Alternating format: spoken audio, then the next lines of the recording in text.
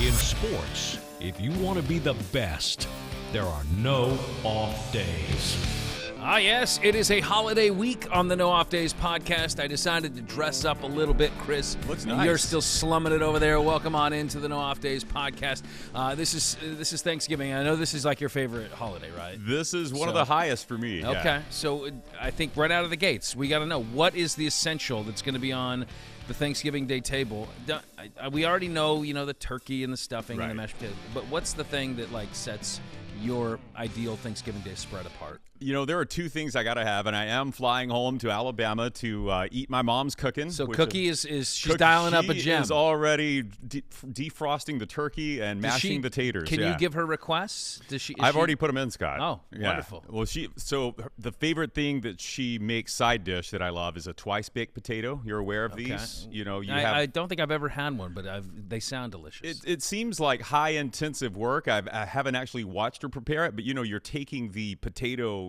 You're gutting out of its shell, and then you're doing something to it. I think cream cheese is added. Okay, that can't go wrong. And then it goes back in the half shell, and then cheese and bacon get baked into it as well. And it's just I could eat like 5 or 6. So it's like loaded mashed potatoes, but back inside the shell. It comes in its skin. own little carrier, and it's beautiful. And so I got to have that, and I've got to have. We have this thing in the South. Have you had this before? It's deceptive. It's called strawberry pretzel salad. No.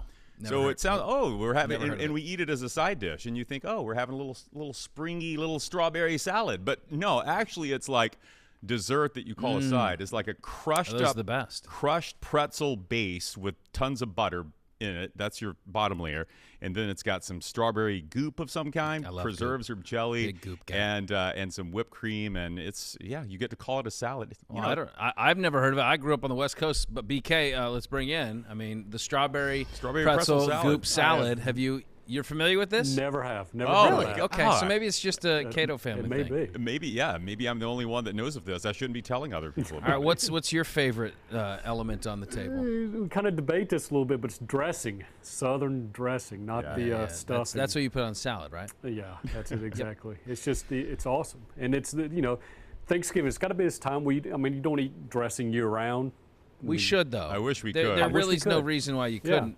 Because, if Tommy's got stovetop at 7 and, your buddy Billy's got it at 6:30, then you can kind of go both, right? Yeah. I feel like you can do both. Rotate the dressings or stuffings, whatever you prefer to call them. They're not the same. Yeah. I do like the dressing. I don't want to get into this right now. Yeah. Okay? You're not ready for this. Oh, come on. The stovetop... It's the stuffing dressing debate, and we have it every year. But I think we're just kind of firm. That's my go-to. Okay, very good. What about you? I'm a sweet potato casserole guy. I mean, it's to your point. It's dessert, right? Can't go wrong with that. Do you do marshmallows? Nope. Part of it? Nope. No marshmallows. Okay. No, I like a crunchy cinnamon pecan topping. The crunchier, the better. Yeah. And then nothing. We don't need to add anything to it. I mean, you could probably pair it with a nice dollop of ice cream. You could. Vanilla, Maybe I have those edge pieces where you get the caramelized that's been up against the baking dish. All right. It's time to dial up a second helping. All right, BK, what do we got on today's show? Hey, we got a great show tonight. We're going to talk a little bit Florida State game with Florida State wide receiver and returner Deuce Spann. Guy from Lakewood, he'll be joining us, get his thoughts on the big game coming up, along with the team's mindset heading in without their starting quarterback. And then at the end of the show. In the show, how about a little turkey trivia? Well, you can't go wrong with that. You can't go wrong with that, yeah. So I come up with some questions to see how well you know. More questions about the... Is it about Thanksgiving or is it about actual turkeys? It's a little of both, but it's about the original Thanksgiving gathering. Okay. Oh. Little trivia about that, okay. and I mix some other I feel like I know a little bit. I might have an insider edge. You may think you edge. do, but I don't know if you know all of these questions. Okay. Wait, I just went to Plymouth. Me and the family just went up there for the 4th of July. We did the whole... We'll see. So I was at Plymouth Rock. Aren't you related to John Smith? Wasn't he one of the famous... That's true. He's my grandpa. This is he already has an advantage. He does. There we go. All right. Okay. Very good. Thank you, BK. Thanks, if you're listening and you want to watch, go to fox13news.com/nodpod. If you're watching and you want to listen or subscribe, take out your phone, zap the QR code on the screen in the bottom right-hand corner, and there you can find all of our shows. Dare I say, we are the Cool Whip to your pumpkin pie, baby. Subscribe, fox13news.com/nodpod. All right, let's dive into the NFL world first, because Tom Brady, whenever Tom Brady talks, we got to talk about it. But here... I feel like he just played like, it was like last week, right? I mean, he was just in the NFL, and now he sounds like he's been retired for 20 years. He's talking to Stephen A. Smith, and he's kind of screaming at the mediocrity in the NFL, that like it's not as good as it used to be. Here's a quote: "A lot of mediocrity in today's NFL. I don't see the excellence that I saw in the past." So he kind of rails on what he's seeing on the product, the coaching. He goes to the rules of the game and how the rules have created bad habits for players. That like this, so far the NFL's just like in a tailspin right now in Tom Brady's world. He's old man yelling at the clouds right now. I don't know what happened. Did he retire and this just kind of kicked in? I didn't hear this before. This seems like a terrible retirement, doesn't it? Yeah. Like, can you imagine? He still looks like he's 25, though. Let me just tell you. Yeah, and teams are still calling him, apparently. There's a report that the Vikings were reaching out a few weeks ago. But anyway, I mean, this sounds like not how you would want to spend your retirement. This would be like you walking away from sportscasting or podcasting and still watching the new local sports guy and critiquing his delivery. Oh, you can guarantee I'm going to do that for sure. They just don't make them like they used to. Like last year when I mean, here's the thing. To his point, I don't really get like the quality on the field. I certainly would not critique like the players' athleticism and their ability to play. I think that the league is stacked with talent and athleticism as it has ever been, right? Yeah. But to his point about the rules impacting the game, I'll give him that. You know, I'll give him that. Like, it's not. He mentioned, Ronnie Lott. Receivers don't have to worry about Ronnie Lott going over the middle. They don't have to worry about Ray Lewis going over the middle. And I think that has probably created a lot of bad habits, and it has put more of the control back into the referees. Players get fined when they play the game. We are victims of watching slow-mo NFL. That's what we do nowadays. We watch slow-mo NFL, and then we critique it and say, oh, that's egregious, right? But the game is played at full speed. Yeah. And I think a lot of these guys, when they get tagged as like a dirty player or something like that, or obviously you're leading with your head. Okay, but like this is just instantaneous reactions that are happening, and I think we just kind of watch the game in slow-mo. To that point, I'm with Tom. Yeah, I'm with him on that too. And how it's coached too, right? And his point was that you hear coaches complaining about my player was tackled illegally, and he's saying, well, why don't you coach your player to run out of bounds or how to get rid of the ball and this kind of thing. Some of the things though, like he knocked some of the play calling, some of the creativity in the game. Kind of felt like players that are coming up from college aren't as prepared as they used to be. Do you think that there may be something there? I mean, well, I think what happened is, are players less coachable? Is that kind of his point? Maybe it's that, but I think also remember how 15 years ago, college offenses were mirrored after the NFL. Everyone was pro style, and then this thing happened with RPO, and we saw not a trickle down anymore, but a trickle up where NFL coaches started adopting these college philosophies. And so that may be some of it too when he talks about a lack of creativity and we're all just kind of running the same thing. He needs to get off the couch and get back in the game and show all these young whippersnappers how it's done. Well, yeah, does he want to? I mean, mediocrity last year, I'm sorry, Tom, cover your ears, but he was kind of the example of mediocrity last year. Well, I was kind of wondering, like, are these like veiled shots at like last year's Bucks? Like the way he was coached, and is this a Byron Leftwich shot? Is this a Bruce Arians shot? I don't know. Probably not. But I got to say, Baker Mayfield looks pretty good behind that offensive line. Yeah, he has not been too shabby. He looked better against those San Francisco 49ers last week than Tom did a year ago. And I know he's been going to bat for his alma mater too, Michigan. So we got big rivalry games this week, and there's none bigger than, of course, the game. The Iron Bowl. The Iron Bowl, of course, the biggest. Yes. I knew you'd say that. All right, so as we look at Rivalry Week, as I love to call it, the game, Ohio State, Michigan, 2 versus 3. I mean, this is for a chance to go to the Big Ten championship and play Iowa. And the loser is likely out of the playoff, right? But maybe not. Likely out. Okay. Yeah, I mean, what you would put that? I'd put it at like 80%. Yeah, that's probably about right. Okay. Although we've seen it, happen a couple times. All right, who wins this game? Wow. It's noon on Fox. It's so amazing. 2 weeks ago, I would have said, my money's on Michigan. Like, this team is legit. They're unstoppable offense and defense. Defense was giving up like less than 10 points a game. And then the Harbaugh stuff happens, and then they go out to Maryland, and Maryland has them on the ropes. A Maryland team that Ohio State beat handily. And right now, I think Ohio State's defense is playing lights out, and their offense has caught up. And Kyle McCord, I trust him a little more now than I trust J.J. McCarthy, who really just kind of got his first real test and he didn't play very well against Maryland at all. So even though it's at Ann Arbor, I'm kind of leaning Buckeyes now. Yeah, that was the rope-a-dope game right there. They're baiting you right now. You think so? I think Michigan wins. I don't know how close it's going to be, honestly. I mean, this game, a big factor is going to be the fact that it's in Ann Arbor, and I just think Michigan's the better team. I've thought that the entire season, and I think they're going to put it on display. And I think that part of not having Harbaugh there is, this just is motivation. This is the rallying cry for this team, right? All right, we got the Civil War game. That's a big one too. That has playoff implications. Should Oregon lose? This is a Friday night game. Should they lose to Oregon State? And we saw that Oregon State almost pull off the upset last week against Washington. They're a tough team. And this one is in Eugene, so at least the Ducks have that going for them. But obviously, if the Beavers win, Ducks' chances are toast. Ducks' chances are toast. This is Friday, 8:30 on Fox. On Fox, of course. Ducks win. They get to have a rematch against Washington, and you would think the winner of that probably in the playoff. If the Beavers win, this Pac-12 tiebreaker is interesting. If the Beavers win and Arizona wins against Arizona State, their rival, it looks like Arizona would get to play Washington because Arizona would have beaten Oregon State, whereas Oregon would have lost to them. Anyway, that may be a little more in the weeds than you want to get there. Okay. But the Ducks... Nobody wants to see that. The Ducks just need to take care of business, and I think they will. Bo Nix is playing, himself. He's right there at the top of the Heisman conversation now. I don't see the Beavers being able to slow down that offense enough. I love the way Dan Lanning's built the team in the trenches there. I thought you were just saying the way he's built. I mean, he's a former linebacker. I mean, he's got some big shoulders. I did pause at an awkward point there. I love the way he's built the trenches, and I think Oregon's going to win by 10. Apple Cup. It doesn't. Washington can lose, and it doesn't really matter. Right. It's in Seattle, so they got that going for them. I mean, I think they're going to probably win by a lot. It's not a big intrigue game, though it is on Fox at 4:00. Iron Bowl. All right, make your case for the Iron Bowl. Why is this going to be a compelling matchup, or is it what everybody kind of suspects? It's going to be a big Bama blowout.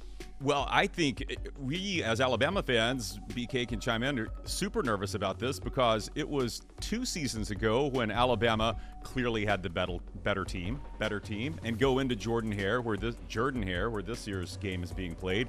And it's a 10-10 tie at the end of regulation, and, it goes to 4 overtimes. This is exactly how Auburn wants it. I think, Brian, they lost on purpose to New Mexico State last week to make us all think, we're going here to play a wounded Auburn that's terrible, also to probably hurt our strength of schedule ranking. I mean, don't you feel like this sets up the way that Nick Saban would not want it to? Oh, exactly. I mean, but this team... The team 2 years ago, it had Bryce Young, Heisman Trophy winner, and they were down 10-0 in the fourth quarter.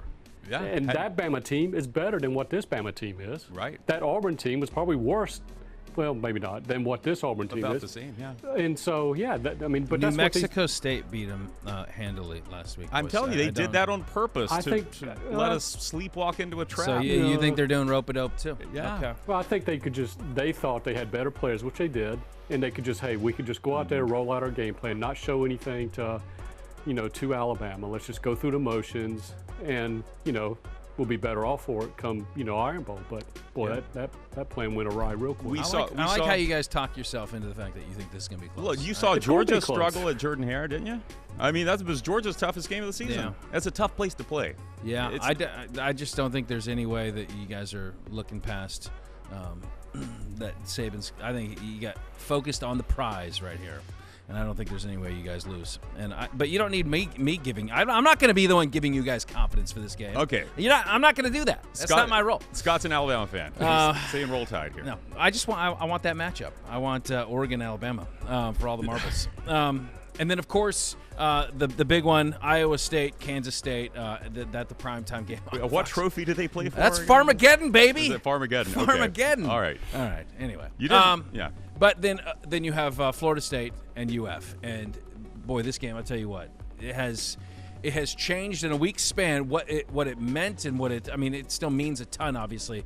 But both teams to have lost their quarterbacks last week for the remainder of the season, it's just I can't think of anything worse. I can't think of, other than obviously, you lose the game last week, but like, this is especially for FSU, with as much as there is still out there for them, the undefeated season, the potential for the national championship, to lose a guy as key to this team as Jordan Travis is just, I think it's just devastating.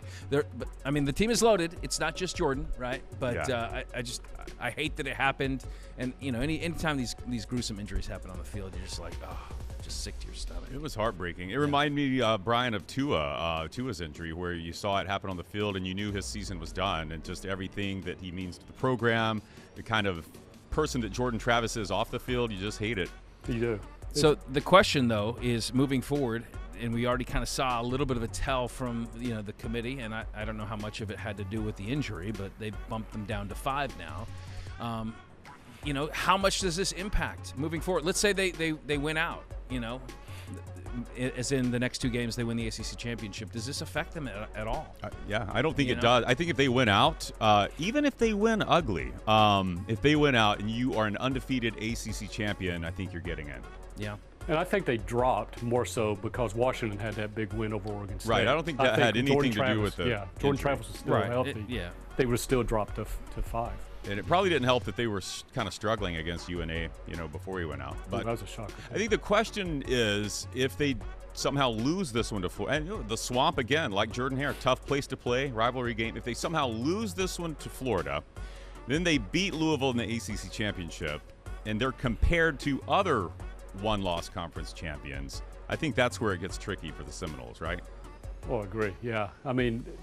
They have to win out. Win out, and I believe they're in. You can't not deny a undefeated ACC champion, I feel. But I think if they somehow drop this one, then it doesn't matter if you blow out Louisville, probably. But I think there's a lot of confidence in this Tate Rodemaker, though. Yeah, he's got experience in the system, and he came in there and kind of carried the baton. That was against the North Alabama team. So, that's not really, I don't think, a genuine test, and we're going to find out against the Gators defense just what Tate can handle. But remember, he came in last year when beat Louisville came back and beat them. Yeah. That's, led Noah's back for that. So I do think that this has a chance to really kind of galvanize a team too.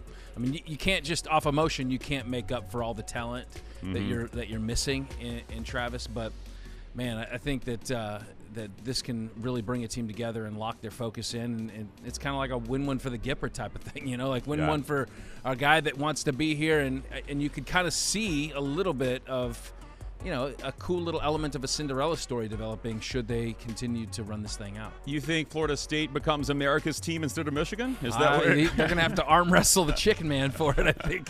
Yeah, absolutely. All right. Can we agree on one thing, though? Yes. In this season of giving thanks, be thankful for all these great games. Ohio State, Michigan, Florida State, Bama, Auburn. Because this time next year, these are going to be nothing but egg stop bowls it. See, look at this guy. He comes in here. He just comes in to... It's the truth. Brian, I thought... What would be in this match? No! What would be the most compelling game? Well, let me tell you. Playoff-wise, it'd be, Missouri, Arkansas? That's the only game if we had a... You got 9 teams right now legitimately got a shot to make the playoff. Yes, wouldn't you? Look at this. You would have Missouri would have a chance. Louisville, Oregon State, Penn State, Ole Miss, Oklahoma. They're LSU. You would be looking to see if Brian, to your point, though, we would be doing the same thing, but just down for spots, 12, 13, 14, 15. We'd be saying these teams have a chance. And that's exactly what the Egg Bowl is. The Egg Bowl is just a game. But, hey, it's on. Hey, I'll watch. It's Thanksgiving night. That's what always the Florida State game. Hey, if Florida State loses, no big deal. They're still in the playoff. No. I disagree with that. If Florida State loses in a 12-team playoff, they're not going to be in. Oh, in a 12-team playoff. Yes. Okay. So this time next year, the Bama loses to Auburn, but Yeah. Okay. These games, they have more importance now, and that was the big fib that they kind of sold us on this 12-team playoff. But we just outlined a couple of those rivalries, and with a 4-team playoff, even Washington. They can lose. They can lose in the Apple Cup, and they'll still be in. But Washington's in the top 4. I'm talking teams like. But you're going to have that argument. Texas. The point is Texas is in. Texas has nothing to worry about. You would be watching, though, some of these games like here. This stupid ad popped up. You would be watching, though, some of these games like Missouri, Tennessee. Would have significance. But what? to make to make it into the playoff. It's not. But here's the thing. You say that, but it's not. Everybody okay. argues about the 65th, 66th team that doesn't get in the NCAA basketball tournament, but then after one night, they're done with it. Brian, now, how many bowl games do you watch a year? But that's different because you're a college football fan. No, but there's not. How many? I mean, do you watch? Are you watching? I would be more outside of the likely to local watch ones? The Ohio State Penn State game, Michigan Penn State game this year because I knew what importance that game had. Penn State still could be in the running for this thing. My point is that these games, the games that you're saying don't mean anything, they're just slid back into the playoffs. So you're going to have more meaningful bowl games. And, yeah, it's going to take away a little bit more of the meaning of the regular season, but you're going to make up for it in I think, will be a substantially more significant playoff. Tennessee, Georgia could have been a opening round game. Just, for instance, teams comparable to that. You would have had a blowout. You'd have a blowout. Those are going to happen. All you're going to have is blowouts. I don't think so. It's not here. We're going to take this. We're going to log this. And next year at this time, we're going to go back, and I want to see this passion. I want to see how fired up he is, how horrible the 12-team play. I bet you will love it. Yeah. I bet you will love it because it's just it's making more teams, more games more important. I would say more important. There's no way you could say the Alabama-Auburn game next year. You can give me individual examples. Right, this year. Right. You can give me individual examples of certain games. I've given you numerous examples. But I'm saying it's a larger net. You can't argue with that. It's a larger net. More teams have a chance. I know that more teams are getting in, but what I'm saying is that the Michigan-Penn State game, how important was that game for Penn State? Now, because they knew they only have one shot to get in this thing. Mm-hmm. That game's done. Their season's done. Yeah. 12 teams, boys, we still got an outside chance. Do we really need to see Penn State fall short against another big opponent to prove that they're not the best team in the country? Do we need to watch, Tulane and UTSA? Boy, I'm going back and forth on this now. Rep. I see both sides of it. You guys should both then fine. I see both sides of it. I'm leaving you behind. I'm forging ahead into this brave new 12-team playoff world, and I don't need any extra baggage. I don't need gripers along the way. Okay? It's going to be wonderful. I hope it grows. It's the truth. I hope it facts. grows. It's straight facts. It's not. I facts, think this is true. That you could look at this week's slate of games. You would have much more interesting matchups if we were a 12-team playoff this year. There would be a lot more excitement about what's coming up this weekend. You're spreading it a little bit thin, but you're spreading it out, right? So you're extending the net like grandma's gravy. It's like grandma's gravy. It's like it's a little too thin. A little thin, but you can cover you know a lot what? with She it. can. Yeah, she can feed all 27 grandkids. So there you go. All right. Very good. All right. Thanks, BK. All right, Chris. Well, our first guest representing the Garnet and Gold in this here matchup, Noles receiver return man, Lakewood's own Deuce Spann. Welcome into the No Off Days podcast. Deuce, I'd be remiss if I didn't out of the gates ask you first, how is your quarterback doing? How's Jordan Travis doing? Have you had a chance to catch up with him? Jordan's doing good right now. Yesterday, I'm going to go see him at the hospital yesterday, talk to him a little bit. He said that he's doing good. He's going to keep working and getting better. I can't imagine how difficult it is to not only be dealt this, but then to remain focused on the goal ahead for you guys. What's the attitude during practice?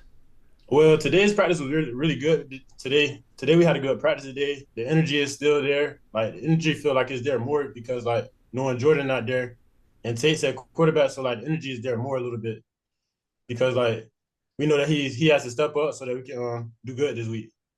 Deuce, I've got to wonder with your reputation in high school as a prolific quarterback, and we all remember that trick play you had against LSU in the first game of the season where you threw for a first down. Are you getting any reps at quarterback this week? No, sir. I'm doing straight receiver.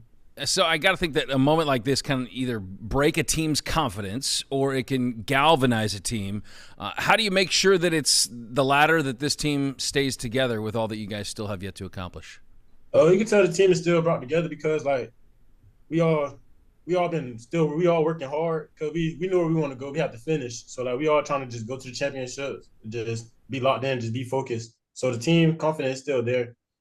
It's there kind of more because, we're getting down to crunch time right now. So, it's there more.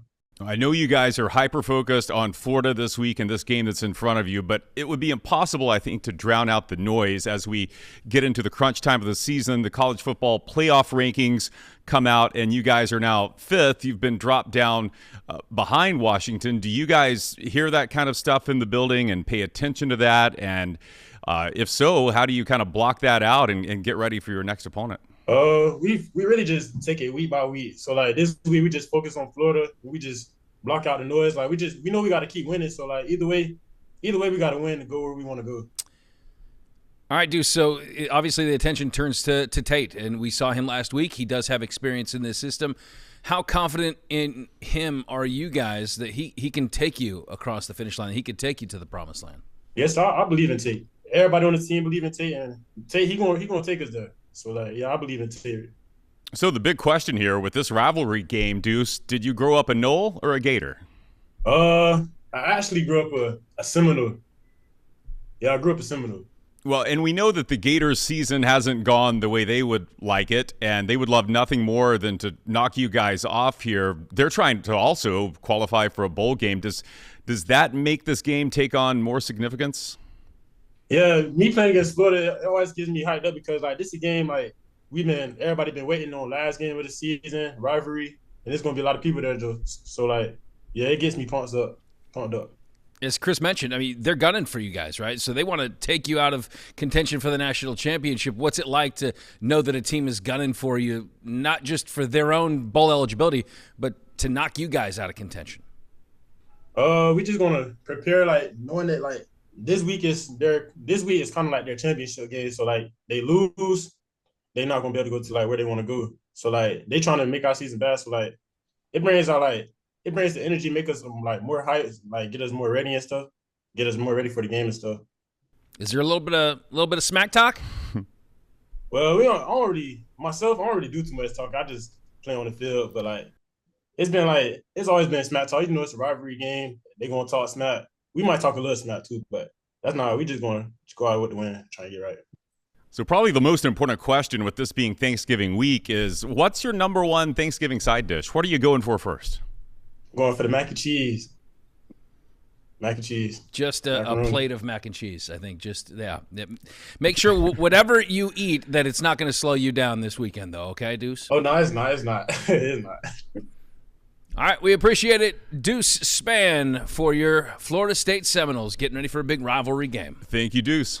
Yes, sir. Thank y'all for having me. Looking forward to another installment from the Swamp on Saturday night. All right, BK, come on in here. And you teased it off the top of the show as we were kind of getting our bellies ready to partake of this wonderful Thanksgiving. But we have a trivia now. We have to answer these difficult history questions. And you feel you have an advantage because you did make a trip up. I did, to Plymouth. So we'll went see. to Plymouth. Yes. It's very cool, by the way, if you guys haven't been up there. Yeah. Nice. Yep. Do they still have went to America's First Street, okay?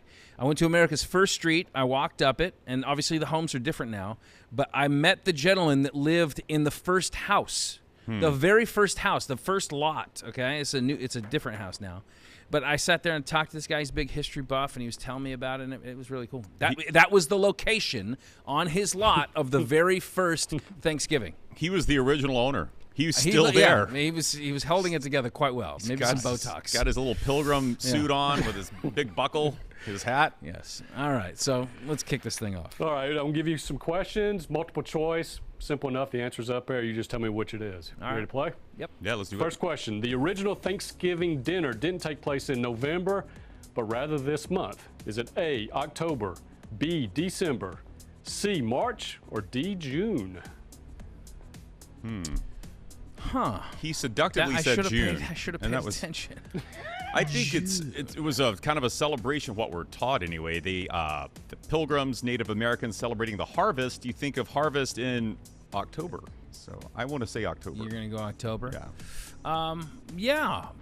Let's just for point of difference. I'm gonna say March. I'm gonna say it was March. It was getting ready for spring. What were they harvesting in March? Well, they had a bunch in that they had jarred up.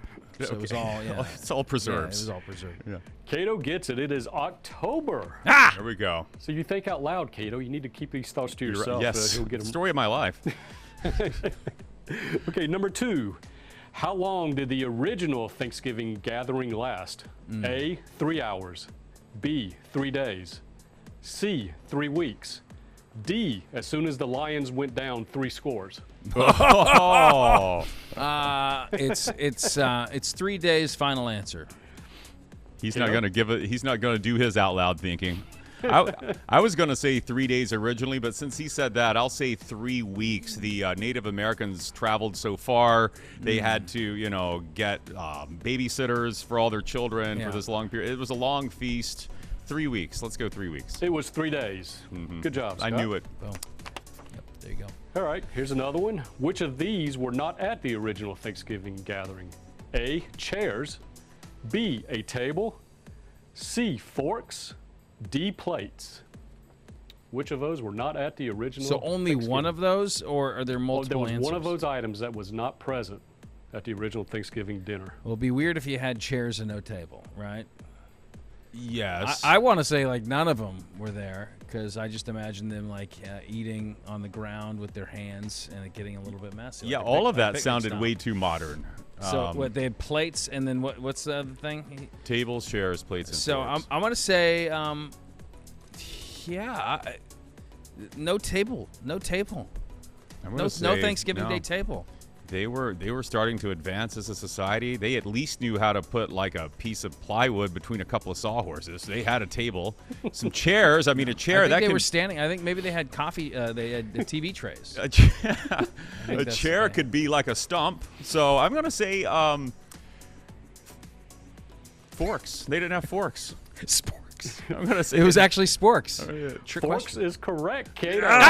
Great job. So they had plates. So what but did no what did they forks. have? Did they only eat with spoons back then? Spoons and Forks wasn't invented till later, so I guess Chopsticks? knives and Tongs. whatever they hunted. They had knives. Well, Like you what- just spear it. Forks Yeah. wasn't invented. How yeah. are you gonna eat that strawberry pretzel casserole with a knife? Use a spoon for that. All right. Yeah. Here's another one. Which of these was not served at the first Thanksgiving meal? A, chicken. B, geese. C, duck. Or D, pigeon. Which of those was not served? Chicken, geese, duck, or pigeon? I think they went wild game. Yeah. So I'm gonna say the domesticated chicken was not present at that point in time. I'll agree. Yeah. They were just killing all kinds of foul. Yeah, it was a lot but- of probably some. They probably ate some skunk. Yeah. Very good. It was a lot of fish there, too. It was chicken. Chicken wasn't a They were part of that. pescatarians. Yeah. I bet the pigeon wasn't very tasty. Can you What do imagine? think? I mean, I don't know how rudimentary were their ovens. Like how long does it take to cook a turkey? I'm sure. It was, Yeah, it's they probably had like a clay oven or something. Yeah. The fire, like Yeah. a wood baked pizza oven. Yeah. And how long did they defrost theirs after they took it out of their freezers? Yeah, soak it in brine or whatever. yeah, they got to do that. Yeah. They gotta It's stuff complex. It A little was. turkey thermometer. Okay, the president, he pardons 2 turkeys every year, from the Thanksgiving meal, and they always have nicknames. Which of these pair of nicknames has not been pardoned turkeys? A, drumstick and wishbone. B, butter and ball. I kind of like that. C, liberty and freedom. D, mac and cheese. Which of those has never been a nickname for pardoned turkeys? Drumstick, wishbone, butter and ball. I think the fact that he said he liked Butterball makes me think that he came up with it. So he's like, that's really clever that somebody else came up with that, but it was him. He's rope-a-doping you now. Yeah, That's what he's doing. Well, then why would it be called mac and cheese? That makes no sense. That makes great sense. Well, one's mac and the other's cheese. I don't like mac and cheese for turkeys. No, don't like it. Yeah. Don't like it. Okay, so that's your answer. Yep. I'm going to answer liberty and, did you say liberty and freedom? Liberty and freedom. Because I know the ones the president just pardoned a couple days ago were Liberty and Bell. So Right. why would they go back to the well and have a Liberty and now Freedom? see, That's exactly right, Cato. is that right? Is that right? No. The actual answer is butter and ball. And I did Okay. come up See, with it was him. But you're right, Cato. They reused the No, name. I was right. You were No, self-flossing but right Cato there. was You were right talking saying about that liberty was, guess who, what Biden just, liberty and what, Bell? Yeah. Were the 2 this year? Okay. Yeah. Yeah. Well, for all we know, he flubbed the names and it was something like mac and cheese to begin with or something like that. Okay, one more. How about this one? Okay. Which was the invention inspired by Thanksgiving gatherings? A, color TV. Ooh, I like that one. There he is again. B, the recliner chair. C, TV dinners. D, the expandable belt. Which of those inventions were a byproduct of Thanksgiving dinners? Well, I got to think the whole idea of a belt has always been expandable. Was there always just a fixed? What's the point of a belt? Right? Suspenders were kind of doing the job, but belt comes along, it's got to be expandable. So put some holes in it. I'm going to go TV dinners. I think the Hungry Man. I think it was formed out of the people that are alone on Thanksgiving, and which I have been. I have in this sad business we work in. I have been alone on Thanksgiving, and I've had to resort to frozen meals. So I'm going to say that that was it. No sweet potato casserole for you then. There's been years. That is sad. I'm gonna go. What is synonymous with Thanksgivings at my family's house? It's football, and you want to see that football in vibrant, beautiful colors. I'm gonna say it's color TV. I like your answers, Cato. The answer is TV dinners. There we go. But not for what Scott said. They had a surplus one year of all these frozen turkeys that went unused. So instead of letting them spoil, they came up with the idea of putting them in a metal tray with a little, I guess, black brownie and whatever comes with them. And they invented TV dinners after that. This is wonderful. They saved the gravy from the year before? Yeah, they may have. Well, I'm glad they did that, because those TV dinners have got me through many an evening. So thank you, Thanksgiving. Yeah, we did it, but now we feast. Now we feast. Yes, now I have a family that is willing to celebrate with me. My son's butter and ball will put on a feast like we've never had before. They have been pardoned this year. They may go free. All right. Thank you so much, BK. Thanks, guys. All right. That was a fun show as we get ready for Thanksgiving. And for some, maybe they've already celebrated, but it's time to go back to the fridge and get your leftovers. Yeah. All right. For some more NodPod in your life, go to fox13news.com/NodPod or hit that QR code. Subscribe on iTunes, Google Play, or Spotify. Get the podcast set to your phone each and every week so you don't have to look for it. Big thanks to our guest, Deuce Spann. And we had the forefathers of our country, the Pilgrims. Yeah. Were they the forefathers? I don't know, but I feel like we kind of gave a nod to what it was like in the past. A nod on the Nod Pod. What it was like to live without forks. On the first street in America. There's no way to live. No way to live. All right. Very good. Until the next time we are on, there are no off days. I bet there was no green bean casserole with the Well, not that I